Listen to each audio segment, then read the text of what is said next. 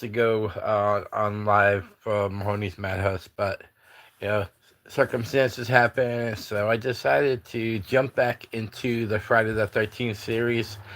Last time we did Jason Goes to Hell, the final Friday. Today we're doing the 2001 Jason X. And let me shut that off because that's probably going to annoy me the rest of the day.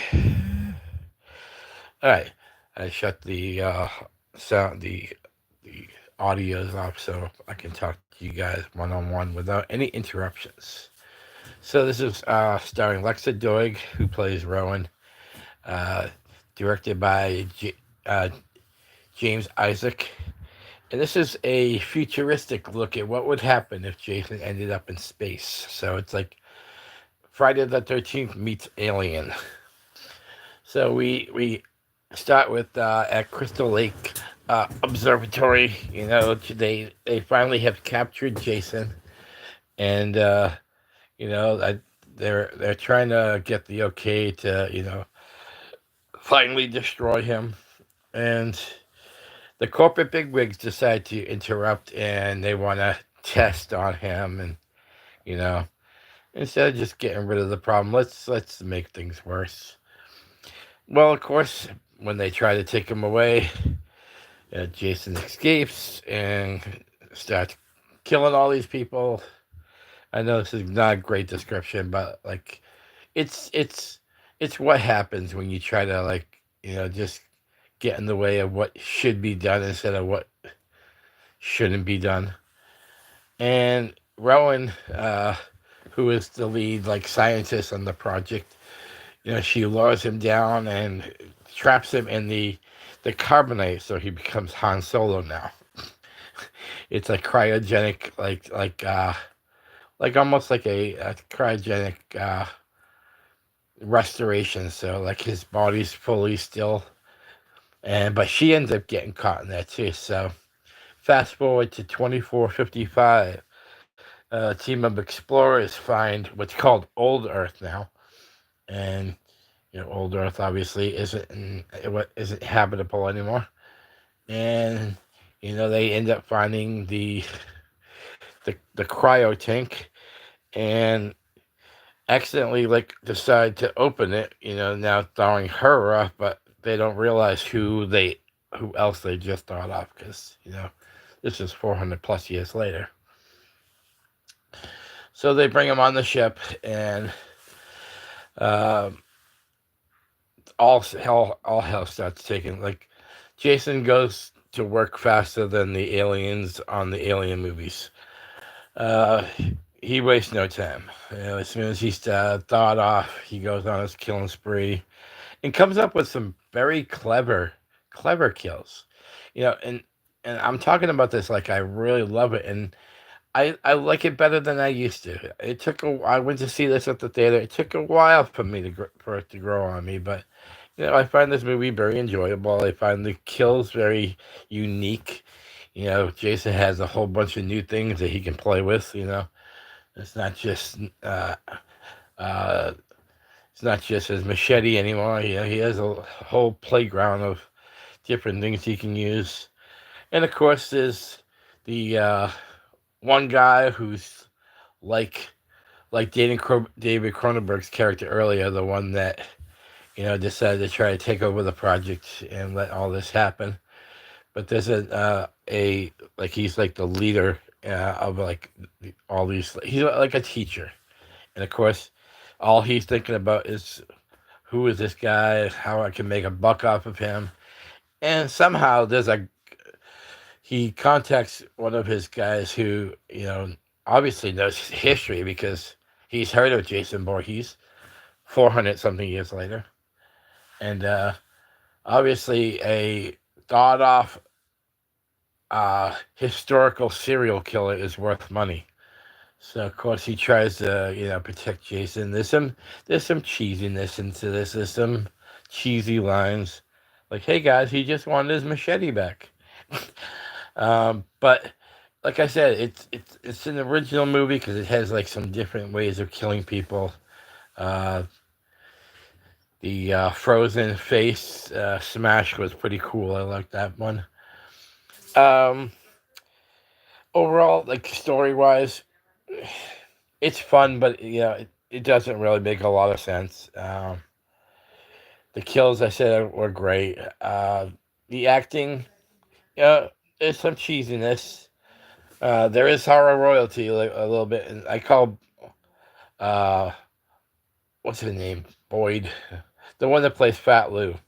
He was in like a bunch of the Dead series, Dawn of the Dead, Land of the Dead, Diary of the Dead. Uh, he's in this, so I call him horror royalty because if you've been in three of the Dead movies, you're considered horror royalty. And I'm getting off topic. Anyways, so we get to the this a great climactic series of endings, and there's a robot that called KM, played by Lisa Ryder. She's a very original character. She's a very likable character, even though she's not real. She's like the Data. She's like if Data was a woman on an exploration. Well, I guess Data is an explorer, so she's Data. And there's some cool fight scenes between her and she's one of the people that gives Jason a fight, kind of like Tina from New Blood. So it was cool to see a character like that again. And there's a scene where they think they kill Jason, and well, he gets hooked onto like a upgrade, like an upgrade inhibitor, and we get Uber Jason. Now, this is my reverse. I used to not like the movie, then I liked the movie. This is the reverse. I used to love the Uber Jason, and as I've gotten older, it does seem quite cheesy. But not to say I don't like it. Still, I do like it. But overall, out of a 5-star, because I like the 5-star. I think it's simpler than a 10-star. I give this one a strong 3. I was gonna say 2.5, but it still holds up today. It's weird, 23 years later, and I almost remember seeing it like it was last year. So I guess that's a sign of a good movie that it doesn't feel older. And the ending, they could have capitalized on that ending. They could have made a Jason X2,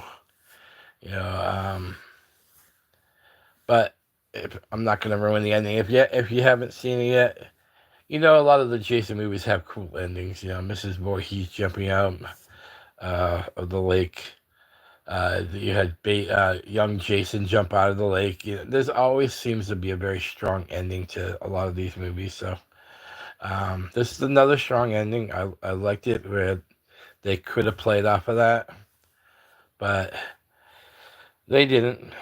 And maybe they will. Now that the lawsuit's over, who knows? The sky's the limit right now. So yeah, this has been kind of a rambling one. Because this was all off the cup. There was no script written for this. There was no liner notes or anything. This was right off the cup. So, like I said, strong 3 out of 5, and I'm gonna try to get to Freddy versus Jason soon, and then we'll wrap it up with Friday the 13th remake. And maybe I'll dive into some of the fan films, because I think I've done Never Hike Alone before, so I'm gonna think about it. I'll think about it. You leave in the comment if you want some independent Friday the 13th films, because I'll do them. Yeah.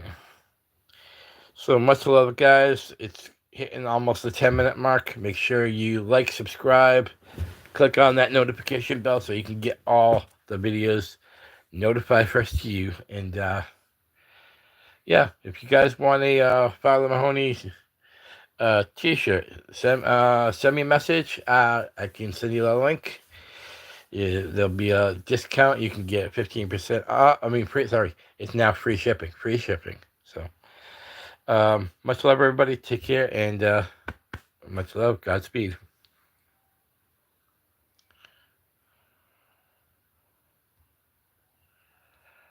It's been a while since I've done this, so we actually might be on for a little bit more.